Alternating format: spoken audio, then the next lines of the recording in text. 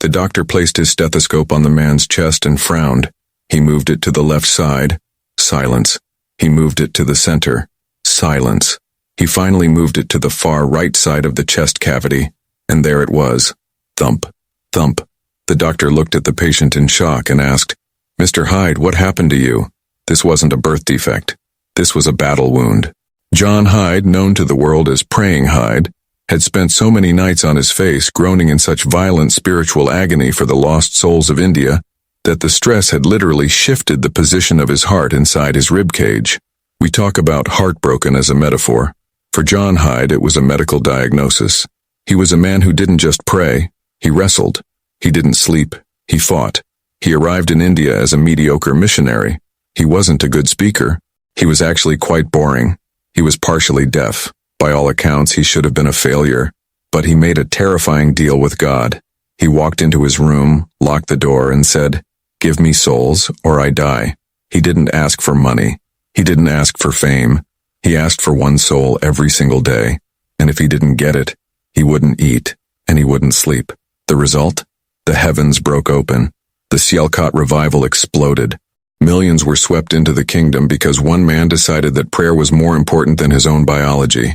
Today, we struggle to pray for 15 minutes without checking our phones. John Hyde prayed until his body broke. If you want to know what it really costs to carry the fire of God, you have to look at the man who paid the ultimate price. This is the story of the man who prayed himself to death, and why it was worth it. Welcome back to the channel. If you are satisfied with a 30-second prayer before you sleep, this video might offend you. But if you know that there is something deeper, something that costs more and yields more, then you are in the right place. Make sure you subscribe. We are documenting the generals who didn't just preach the gospel. They bled for it.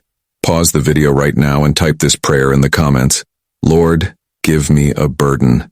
It is a dangerous prayer, but it is the only prayer that changes the world.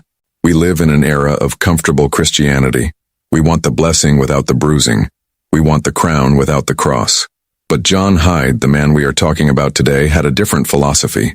He believed that prayer is a blood sport. He was known as Praying Hyde, or in India, as the Apostle of Prayer. He didn't write famous books. He didn't build mega churches. He simply went into his room, closed the door, and stayed there until the atmosphere of hell broke. He took the command, "Pray without ceasing," literally. While other missionaries were sleeping, Hyde was pacing the floor.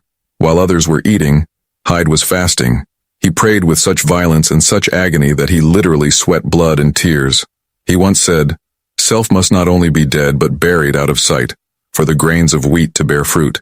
He buried himself in the soil of India, and the harvest was millions of souls. But here's the shocking part. John Hyde wasn't a natural spiritual giant. In fact, when he first started, he was considered average, maybe even a little slow.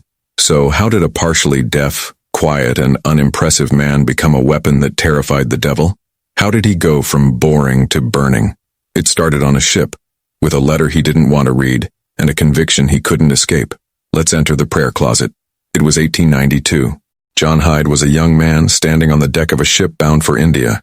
He felt good about himself. He had every reason to. He was the son of a Presbyterian minister. He had graduated with honors from seminary. He had studied Greek and Hebrew. He was leaving his comfortable life in America to serve God in a foreign land. In his mind, he was a spiritual hero. He was bringing the light to the darkness. But in his pocket, there was a letter that was about to destroy his ego. Before the ship left the harbor, a family friend, a man known for his deep prayer life, had handed Hyde an envelope. He told him, "Do not open this until you are out at sea." Hyde, expecting a note of encouragement or maybe some money, waited. When the ship was in the middle of the ocean, he tore it open. He didn't find money. He found an insult. The letter simply said, "I will not cease praying for you until you are filled with the Holy Spirit." Hyde stared at the paper. His face turned red. He crumpled the letter and threw it on the floor. He was furious. He thought, "Who does this man think he is? I am a seminary graduate. I am an ordained minister.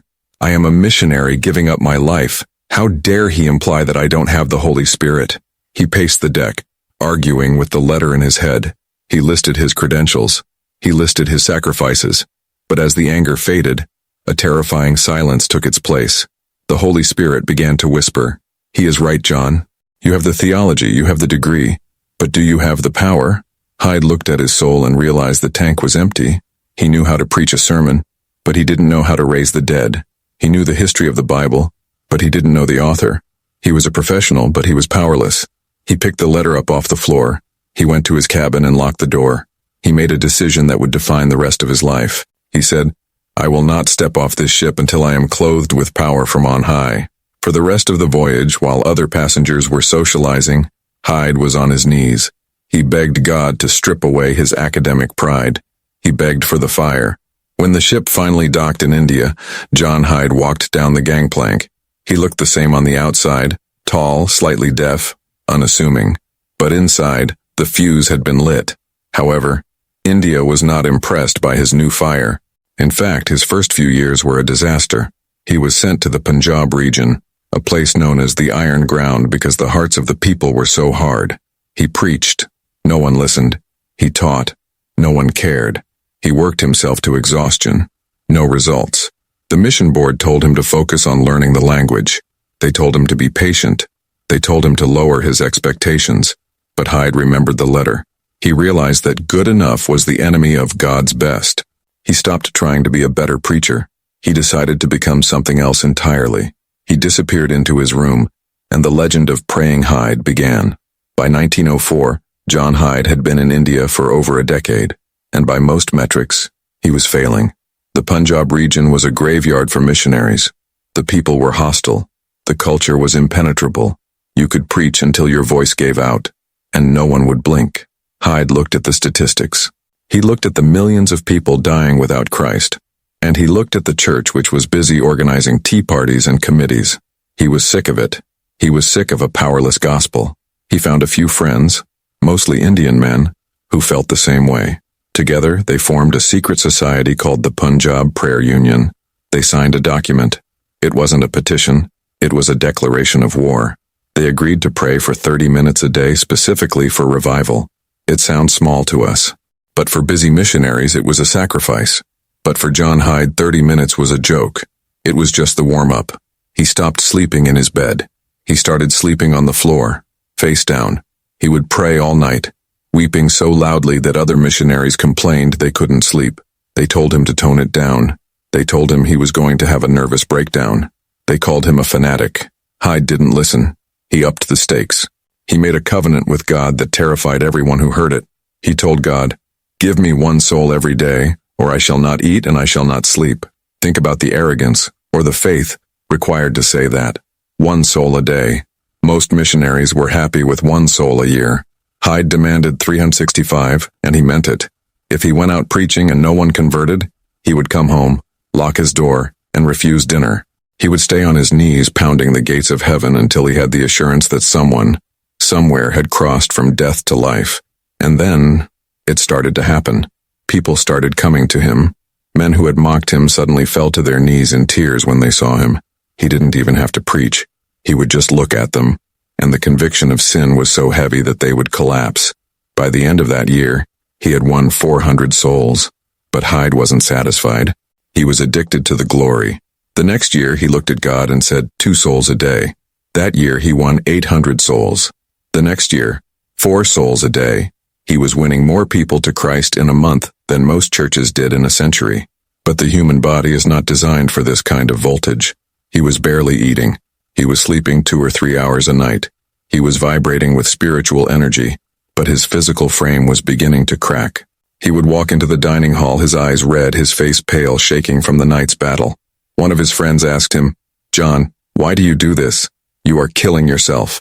Hyde looked at him with a smile that didn't belong to this world and said, "These souls are bringing a joy that you know nothing about." He had found the secret, but the climax was yet to come. The Sialkot convention was approaching, and Hyde was about to turn a boring church conference into a historic explosion. In 1904, John Hyde and his friends launched the Sialkot convention. They didn't invite famous speakers. They didn't advertise a concert.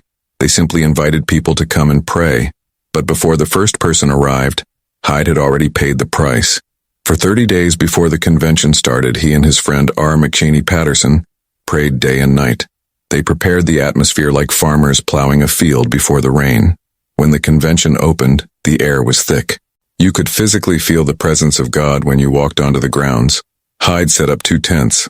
One was for preaching, but the other tent was the prayer room. This was the engine room of the revival, and this is where the legend of John Hyde was cemented. While the meetings were going on, Hyde wasn't usually on the stage. He was in the prayer room. He would lie face down on the dirt floor, groaning. He wouldn't eat. He wouldn't drink. He would sometimes stay in that position for 36 hours straight. People who walked into the prayer tent said it felt like walking into a furnace. The conviction of sin was so heavy that men would drop to their knees the moment they crossed the threshold. One man, an Indian pastor, walked into the room to see what was happening. He saw Hyde lying on the floor, weeping. The pastor said, "I felt as if I was standing in the presence of a holy God. I forgot everyone else. I fell on my face and began to weep for my own sins." This wasn't just prayer, this was travail. The Bible uses the word travail to describe childbirth. Hyde was literally birthing souls in the spirit realm. The results were terrifyingly glorious. In the main tent, the preacher would be speaking, and suddenly, without warning, the entire crowd would fall to the ground. No one pushed them. It was as if a wind had swept through the room. Men would scream in agony over their sins. Women would weep for hours until the peace of God came. The Sialkot Convention became the heartbeat of India. It sparked a revival that touched millions. But the man fueling the fire was burning himself out. Hyde's prayer goal escalated. First, 1 soul a day. Then, 2 souls a day. Finally, in 1910, he told God, "Give me 4 souls every single day." And God honored it. But the human body has limits. Hyde began to suffer from intense chest pains. He had violent headaches. He was shaking constantly. He was a young man, only in his 40s, but he looked like an old man. In 1911, his friends forced him to leave India. They put him on a boat to England to see a specialist. They hoped a doctor could fix him, but when the doctor examined him, he found something that medical science couldn't explain. The doctor in England adjusted his stethoscope. He frowned. He moved it again. He tapped John Hyde's chest.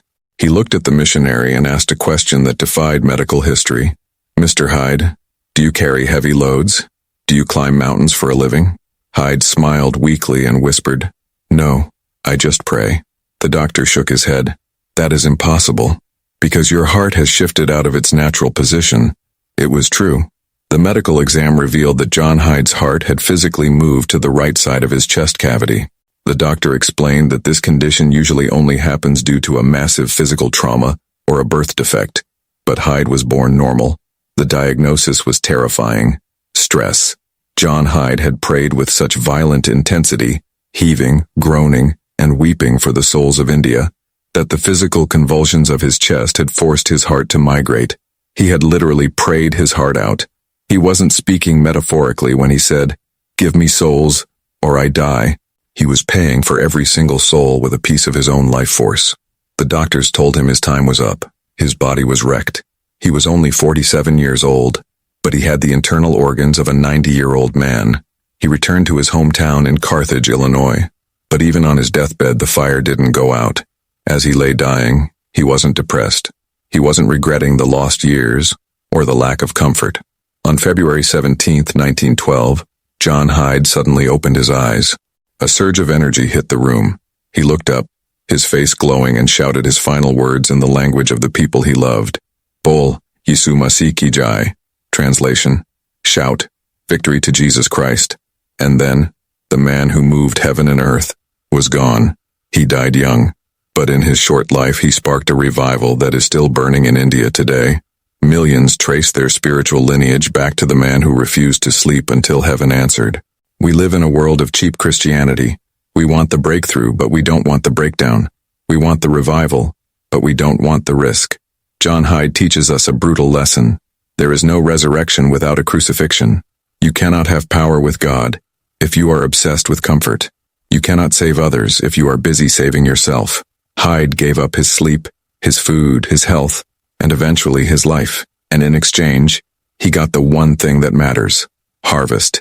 Today you might be praying for a lost family member. You might be praying for your city. But the question is not, can God save them?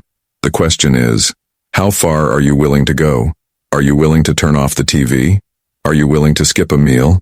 Are you willing to lock the door and say, "I am not coming out until things change"? The altar is open, but it requires a sacrifice. If you are tired of playing games and you want to learn how to fight in the spirit, Subscribe to this channel. We are building an army. Comment below. I will pay the price. Make that vow before God today. And now we have seen the man who gave his heart for the gospel. But none of this would be possible without the book he preached from. Do you know the story of the man who was hunted by spies, betrayed by his best friend, and strangled at the stake just so you could have a Bible in English?